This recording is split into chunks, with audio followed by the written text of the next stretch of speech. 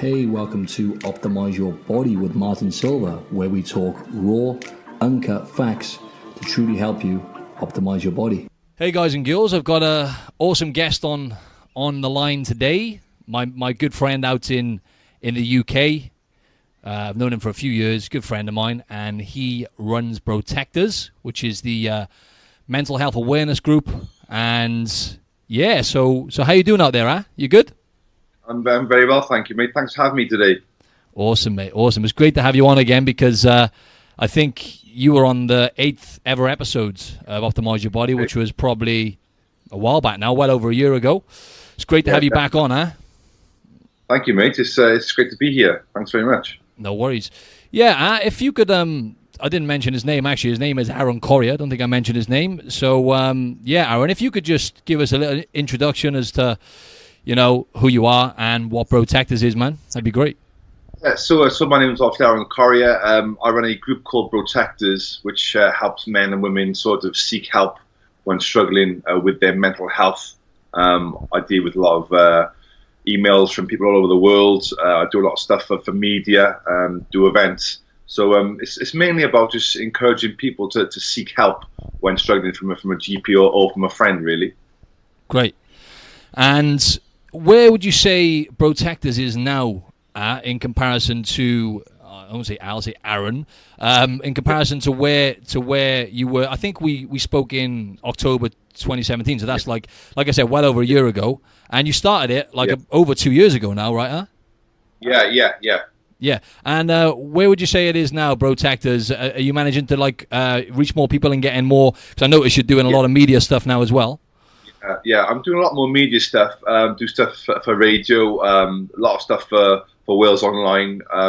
It's just getting the message out there, really. We had quite a really big event for World Mental Health Day with our good friend Dan Shooter, which was broadcast to the whole of Wales. So we're hoping to do the same event next year. It was a constant walk of penny van for 24 hours, carrying a log up and down. It was run by myself and the NPCT. So that gave us really good coverage, and that was combining sort of mental health with fitness. So it's got really good links, and it reaches more people because people see mental health as all, you know, somebody who's suicidal or self-harming, but it's not. It's everything that you come across in life. Every day you know people feel sad or people get some bad news. It's how you cope with those sort of traumas, you know. Absolutely.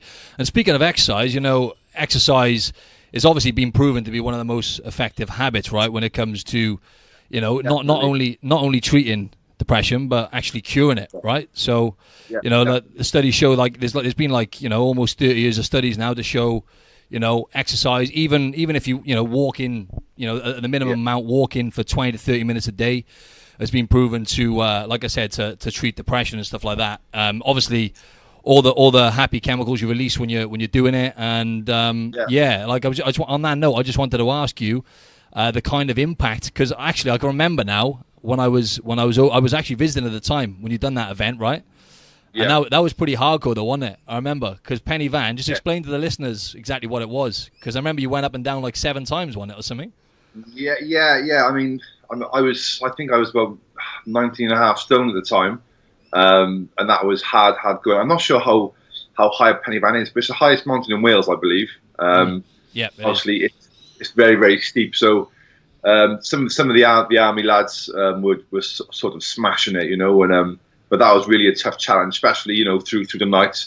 It gets really, really cold at the top, you know, and it was hard to keep sort of motivated. But you've got to think of the cause you're doing it for, and sort of inspiring others who, you know, who need to seek help. So if they can see someone like me going up and down, you know, as many times or whatever, it'll sort of inspire them to get help, or to maybe talk about to a friend or to a family member. Absolutely. It's quite a daunting thing, right, Aaron? Because, you know, I think, well, it is. Mental health illness is the leading cause of disability now in young adults worldwide. Yeah. And in Australia, it affects, you know, 1 in every 5 people And that's, Yeah.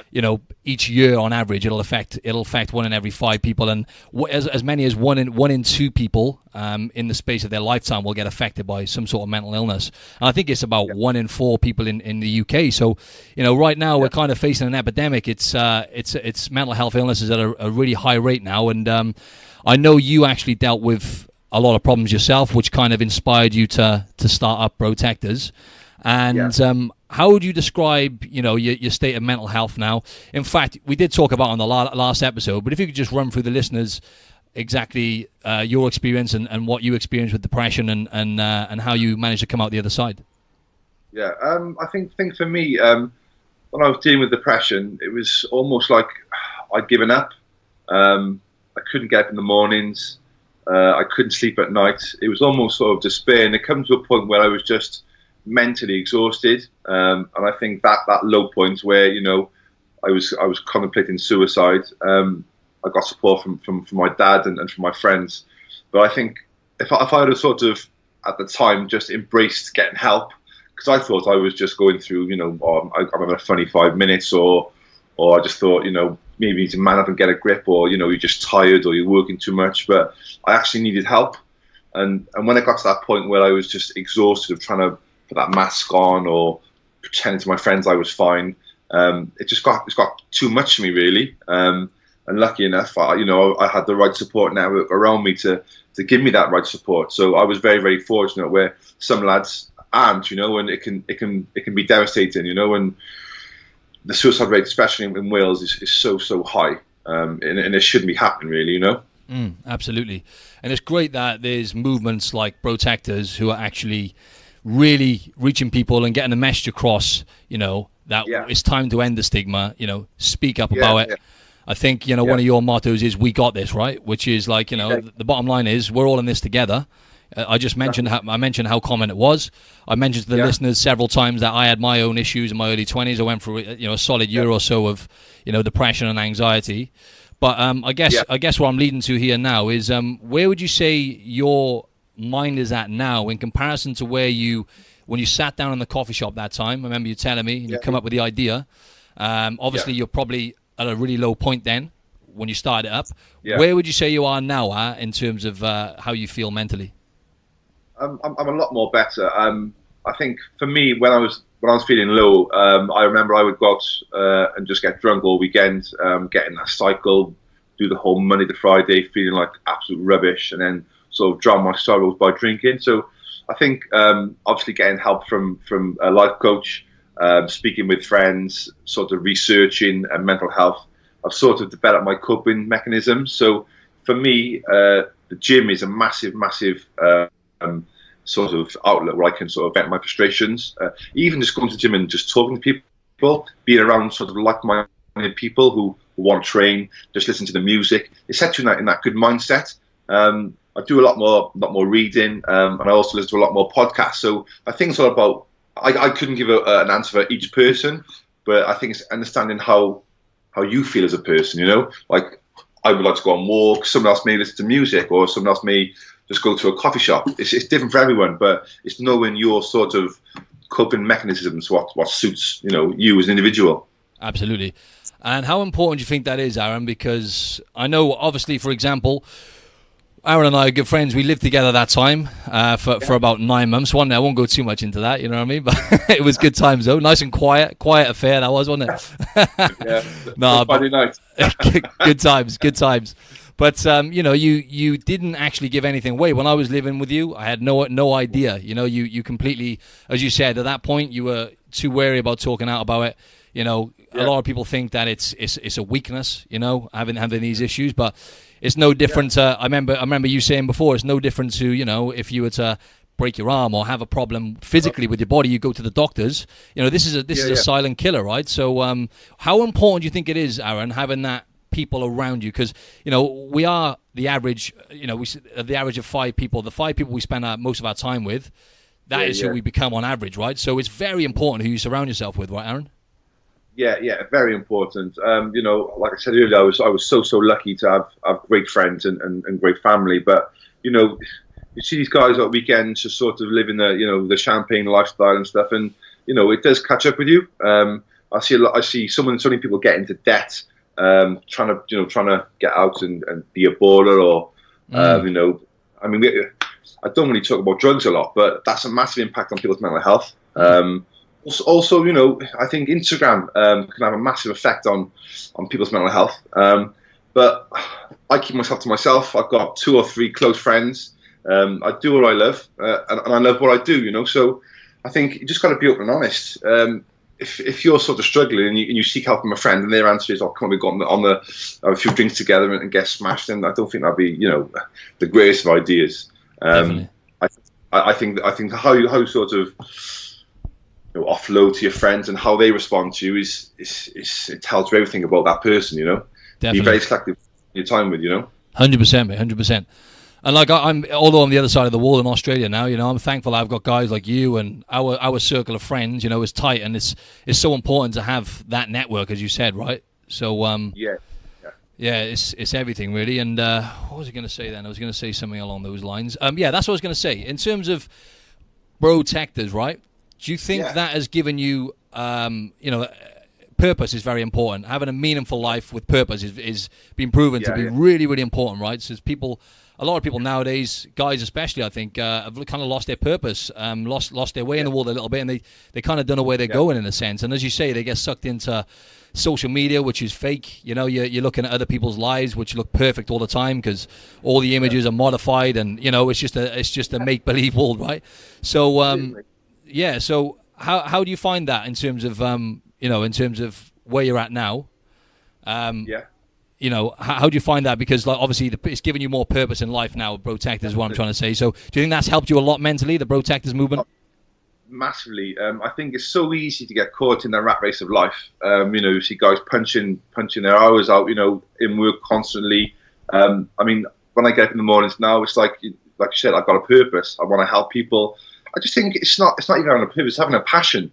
That I think if you can find out what your passion is in life, and then just feed off it, embrace it, love it, and get up in the mornings, answer my emails, and if I'm helping people, get them great emails. I mean, that for me is the most rewarding thing. Is if I get somebody say, "Oh, you've helped me," or "I heard you on the radio and you've inspired me to get help." That is the best thing that I've ever had in my life. And then to get all the nice holidays, the nice clothes, the nice cars, having those emails where you've made a difference, that is the meaning of life, if I'm being completely honest with you. Absolutely, yeah. And the experiences as well, isn't it? As you said, doesn't matter what you accumulate and achieve, really. It's fulfillment, I guess, isn't it? That's where everyone's heading towards.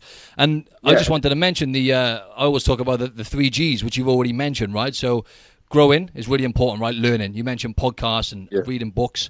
Giving, which is something which you're spending most of your time doing now, right, with Brotectors, and also gratitude. Do you ever spend any time, or is there any rituals you have, Aaron, like gratitude briefly or anything like that? I was speaking to this last night to my girlfriend, and she was saying, how hard I've been working and stuff, but I love it. I get up in the morning, I'm just thankful for being alive, and I've seen the flip side of my life where I was just living for the weekend, didn't want to get up, didn't want to speak to anyone. Sort of hid myself away, and now I'm just so happy to be here, and so happy that I'm fortunate enough to live the life I'm living, to be able to help people. I've got a good platform to sort of help people on social media, or through the media, or doing events. I'm just so grateful for my life as it is now. Absolutely. And as you said, once you've experienced what you experience as well, that's gratitude within itself, isn't it? Just like you said, waking up in the morning and having your health in check, right? Like those simple things we take for granted, don't we? Yeah, I mean, get up and you go. I'm sure, like you over your side of the pond, mate, in Australia. I mean, you get up on those beaches and you think, this is life. You know what I mean? Not being stuck in a nightclub or whatever. Just going on for a long, long walk. Just give you time to reflect on your thoughts. Absolutely. That is living. Definitely, mate.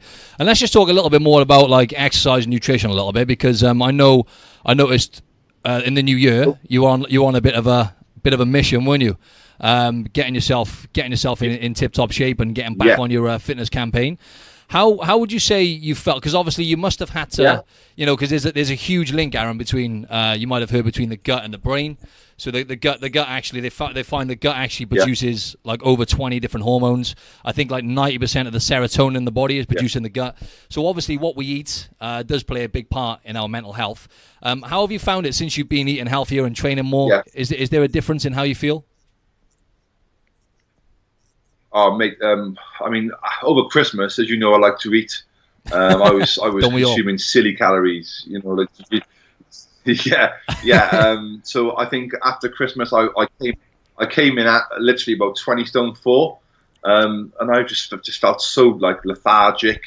Like I go to the gym, Matt, but I just didn't want to. I didn't have the strength or the energy. Didn't have the sort of the enthusiasm. So yeah, of course, I've started the fasting thing now. So obviously I'm fasting, doing the 12 till 6 fast. Yeah, and I feel so much better. I'm drinking a lot more water. I've got a lot more energy. I'm waking up a lot more earlier, and I just think my overall mood is completely different. Yeah. I mean, it's great to eat the nice foods. Don't get me wrong. Yeah, of course. The Chinese is, but I was eating 3 of them a day. So yeah, exactly. You're overdoing it. So yeah, I'm the exactly, mate. Yeah, I was overindulging over Christmas because it's an excuse. I think people use Christmas as an excuse. Yeah. I think my Christmas started in November. So I mean. I think I'm nearly about 2 stone now, so nice. I just feel a lot more better in myself, Martin. A lot more fit. Exactly, yeah. And just for the listeners, in kilos, that's like 14 kilos. That's a lot of weight. So you've dropped that within the space of 6-7 weeks or whatever. That's good going. And you mentioned fasting, so you normally go from 12 till 6 in the day. You'll normally go without food, yeah? Yeah. So I'll start. I'll have my first meal at around 12:15. Then have I'll probably have a little snack in between that, like maybe a protein bar or like a fruit salad, and then I'll have my last meal about 6:15, and then that's me done. I've cut bread and I've cut sugars. Nice. So it's. I have my 1 day a week off, which was last night for Valentine's night. Sort of overindulged there, but I think it's sort of about moderation, Oh, absolutely. You got to enjoy yourself as well. Definitely, you got to enjoy yourself. You got to have, you go out and socialize, eat, not ideal foods every now and then. Let's face it always tastes good. It's always like socially cleansing. You know what I mean? It's a part of life, isn't it? But talking about that, you mentioned you cut out like bread and sugar, and actually, like studies are showing now with a Mediterranean diet, people who eat generally healthy sources of meat and fish, fruit and vegetables and like whole grain foods, they have like the studies done in Australia, they have like a 35% less chance of getting depression and like a 32% less chance of anxiety. And on the flip side, mate, people who eat foods which are like processed, like soft drinks and fried foods, there's about 50% higher chance of them getting depression. So there is a huge link there. So so you're basically doing intermittent fasting then, Aaron, by the sounds of it, yeah? So you're eating within like a 6 to 8 hour window. Yeah, definitely. Yeah, for 6 days, and then the 1 day that's normally a Sunday, or for example, last night with Valentine's Day, I gave myself a day off. So just give myself a little perk, Absolutely. Do you have anything, any tips for like any guys out there now? I'm just trying to put myself into the boots of some people listening. The chances are them or someone they know will be experiencing, depression, anxiety, or some form of mental illness. Do you have any what would be like your top tips, if you like, or what you would say to someone? Would you say the number one thing is to reach out, or what would you say to people, Aaron, or like any guys or women listening to this? Yeah, I'd say the first thing before anything else would just be brutally honest with yourself. Maybe take some time to reflect on your feelings, because I think a lot of people just sort of brush it under the carpet and it'll go away. But I think what the changing thing for me was that I thought I need to be honest with myself now. Stop, cut the rubbish, cut the bull crap. What do I need? I needed help. Yep. And I think once you sort of realize that, and that penny drops, that is the next step of seeking help, but the first things first is be brutally honest with yourself, because no one else can answer for you. It all falls on you. Absolutely. And then once you sort of broach that and you're sort of honest with yourself, then you could sort of start the healing process, you know. Yeah, and antidepressants, we talked about this last time briefly, because I know you had a little stint where you were taking on and off, you were taking certain type, I can't remember what it was called now, and then you tried Prozac, and you know, it's been proven as well with antidepressants. I think like something, don't quote me on this, but something like 75% of people who take them, after about a year, these things actually stop taking effect anyway. And I know you had, what was your, if you can just explain to the listeners how you managed to come off them, because I know you had a pretty bad episode with the Prozac, didn't you?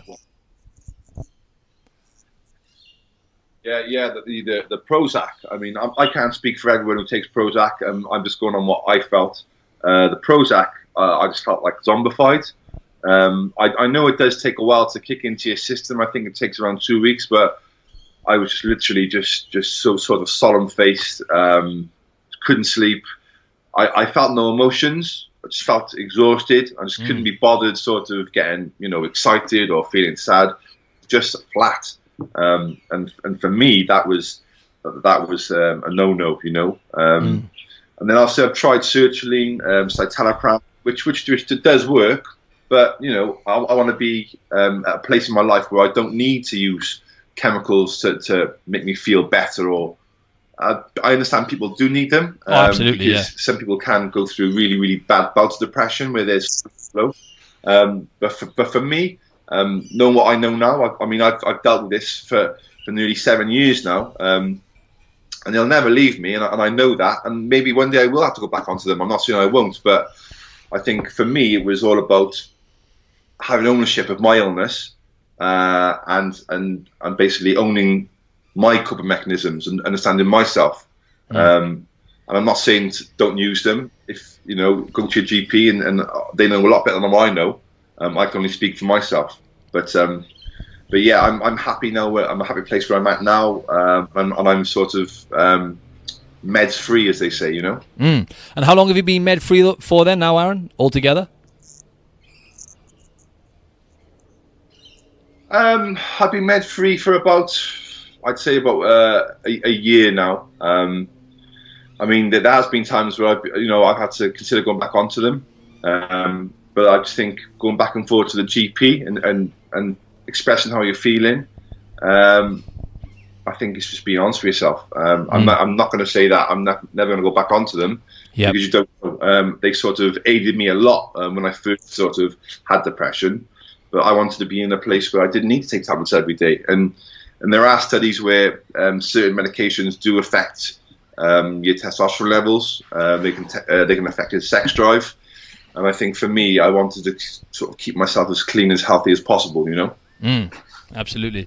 Yeah, and I just wanted to say as well to any of the listeners, obviously, in certain cases, you know, and a lot of the time, actually, antidepressants are necessary. So I just wanted to take back, not to take back, but obviously I was saying that they don't work after a year for most people. That's what the stats are saying. But as you say, they do have a place, and for some people, they are necessary. So, yeah. So what do you... I was going to say, what do you have for Brotectors? What do you think's in the pipeline for Brotectors, Aaron? Say for this year, have you got anything, any more media events and anything going on this year with Brotectors? Yeah, we've got the Into the Light event, which is going to be. We started planning it. Well, basically this month we'll start planning it for October. I think the aim for this year is to just sort of get the name sort of all over the world, and the UK. I think in Wales it's quite popular. I think people are aware of it in Wales. But if we could do this event along with MPCT, I'd like it to be a sort of nationwide thing. And the aim is to get onto the UK news. We did obviously BBC Wales, but I'd like it to go mainstream all over the UK. That would be the goal this year anyway. Amazing, mate, amazing. And where do you see Brotectors 5 years from now, Aaron? Tough question, but I'd like to be in a place where, I think mental health in schools, they're certainly sort of playing with the idea. They've changed the funding now, but I would like to sort of have my own team of people who would have to go into schools and deliver sort of workshops on mental health. I do think it should be part of the curriculum. I think it's such a necessity that we educate young people. because it starts at a young age now. You know yourself, Martin. Instagram and the pressure on young children to look a certain way, to wear certain clothes, to sort of perfect body. It's a lot of stress, and then you chuck in your exams, you chuck in money, you chuck in sort of your cultural backgrounds. It's a tough world for these youngsters. And it's. I mean, I was lucky, and so were you. When we were in school, there was no Instagram. Absolutely. I think I just started. I think there was Face Party when I was about 15, 14, but we sort of missed the selfies. And I see girls, young lads in coffee shops taking selfies, wearing these £400 trainers. And I'm thinking, why aren't you playing spot on, or why aren't you in a field playing football? I remember that, mate. Spot on. I think people sort of young children. I think they're sort of skipping their childhood and just want to become adults. But yeah, I think it's all about education. I think mental health now should be part of the curriculum throughout the world, never mind the UK. I'm glad you mentioned that, mate, because I listened to this book called iGen. So obviously the new generation of kids. So the iGen are like anyone born after the internet was essentially created in like 1993, right? So the youngsters you're talking about, they have come up on social media, right? And it is absolutely crazy, mate. The stats of suicide, depression, anxiety in young kids and teenagers now has just absolutely blown up. I think it's increased from like 2011 to 2015. I think it increased by like 64%, depression and anxiety in young kids and teenagers. Yeah. And, like you said, it's a completely different generation now. They're not going out and sort of socializing as much now. And even, I mean, this is not such a bad thing. They're not even like me and you, Aaron, for example. I started drinking alcohol when I was like 13, 14. I don't know about you, but... Yeah. But it's all a learning curve, isn't it? It's all a learning curve. That's right. It's all a learning curve. But yeah, no, that's great that you're tapping into that, mate, because I think, the way I look at it is like social media is just a huge experiment, Aaron. It's like, I heard recently it's like the processed food, right, of the new generation. Like processed foods first came on the scene like 30, 40 years ago, and we all thought it was okay. Yeah. We all thought, it's fine, all these cereals and whatnot. Now we're facing an obesity epidemic, right? So it's swung back round. And now, we're paying the price. And I think it's the same thing with social media. I think it's a big experiment. And I think, at some point there will be a price to pay because, you're messing around with your brain chemistry, on a daily basis when you're scrolling through Instagram and whatnot, especially young kids. So I think that's great that you're gonna help out with the schools and stuff. I think that's an awesome movement, mate. Thank you, mate. All good. Yeah. So. Yeah, I've got a couple more questions for you. I think we'll go back to the health side of it. Let's just talk quickly about sleep, Aaron. Do you have a sweet spot at all for the amount of hours you sleep and getting good quality sleep? Do you come off your phone before bed? I know that's quite hard for you because you're so busy, but yeah, anything you focus on with sleep? Yeah. With the sleep thing, Matt, I try and be up by 6 o'clock every morning. My body tends to wake up at 5 o'clock anyway, but the only thing I wouldn't say I have set hours when I go to bed. I like to sort of, I'll probably watch a little bit of TV before bed, but I think once I'm awake, I just get up. I don't want to be laying in bed. I don't want to be sort of lounging around because I think once you're up, you get up, shower, you come and have a cup of coffee, and you relax. You sort of, prepare for your day. I'm not one for sort of laying in bed to the last second. And then rushing to work or rushing to a meeting. I like to prepare myself, prepare my body, drink some water, have a coffee, and then just sort of walk into the day instead of run into the day, just to sort of prepare myself. Because I think a lot of people sort of have to work at 9 a.m., set their alarm for 8:30, and you're rushing straight away. You're in your car, you're rushing, your mind's not ready, your mind's not prepared. It's all about just sort of planning your day, taking your time. And I think that's what people can get depressed. They're rushing their lives. They're not getting the right sleep. They're skipping meals. It's all about getting out of that rat race and just sort of just prepping your day. Definitely, mate. I can agree with that because, you know, people who get up in the mornings, and just going back to social media, get up in the morning, obviously we snooze the alarm, which is something actually, I start work at like 5 a.m. most days, right? So my alarm goes off at like 4:10, and I've always been the worst for snoozing, but now I just get up, you know, because the way I look at it is like, you know, you put in that snooze on for 10 minutes, 20 minutes, whatever it is, you know, you're putting your day on hold. You're kind of putting your dreams on hold in a sense. I know it sounds cheesy, but you know, you're just trying to delay things. But yeah, another thing is, you know, like I said, people going on social media. First thing they do, get up in the morning, scrolling through social media. As you say, they're already in that stress state then because they're looking at the screen. And then they're rushing out and, you know, they got cortisol, you know, through the roof, the stress hormone. It must be, you know, that can't help. So I think that's a good tip, yeah. And I always say to the listeners, you know, with sleep, it's very important to focus on that quality of sleep. You know what I mean? Like, ideally, coming off your phone and electrics, you know, like within an hour before bed, and just preparing yourself for a good sleep. But yeah, so you say about 6 hours you average a night, Aaron, then, yeah? I'd say between 6 and 8. I tend to get to bed quite early, but I'm not one of these people who'll be like, oh, I've got to get sleep now because I need my 6 hours. I think I've got in a state now where my body knows just to wake up first thing. I'll wake up, might as well wake up, and I'll just get up, even though I'm maybe tired. Why would you want to lay in bed? You know, you're lucky to be alive. If you want to lay in bed, then you know you can lay in bed when you're dead. Yeah, That's exactly. what I think anyway. You know, so it's all about just being thankful and smashing the day. Definitely, mate. Sleep when you're dead. I like that. Yeah, okay. One or two more questions, Aaron. You've covered a lot of stuff here, mate. So appreciate that. Do you have any books or any? Go on, mate. Any books or any sources at all which you would recommend to the listeners? You know, in regards to mental health, like anything at all that you could recommend people go so they can go and get some advice. I know you've got your website and stuff, but yeah, anything you can recommend, mate. Yes. I tell you what, mate. I've said this a few times to people, and people ask me about books, and a lot of people love the concept of books and read them, but they don't actually do it. So I always sort of mention there's a thing on Facebook. It's a social media page called Goalcast, which is GOALCAST, and it's just like motivational quotes and videos from people who've struggled, famous people all over the world, and that was a really go-to place when I was struggling, and sort of even before going to a gym, just to get a bit of a confidence or a bit of just sort of motivation. Or it was fantastic. It's a fantastic page on Facebook. People should check it out because it's got some really, really interesting, good stories on people like Michael Jordan, Robin Williams, J.K. Rowling.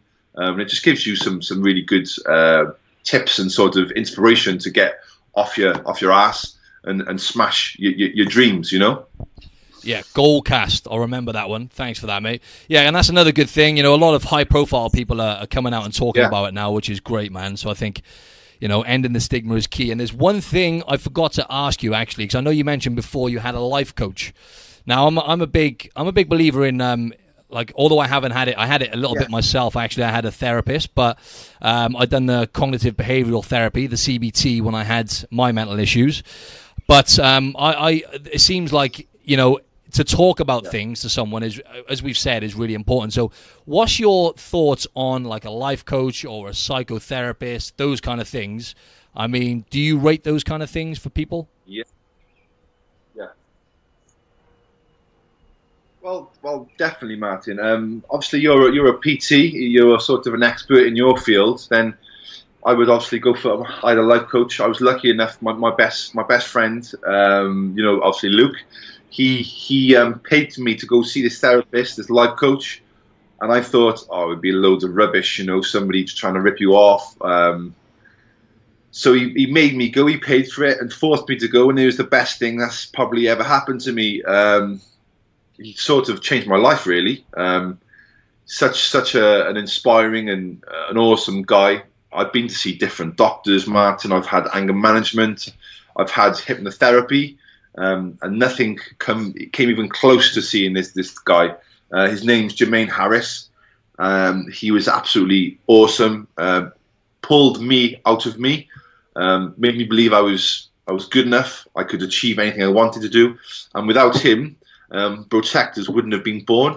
So I have a lot to owe to him. And anyone who's thinking about doing it, do it 100%. Awesome. Goes to show how powerful that is, yeah. And you cleared that one up, mate. I think just as you say, talking about it and having someone who's an expert within their field, right? Just to teach you that actually, you know, bottom line is there is a way out of it, right? So where there's a will, there's a way. And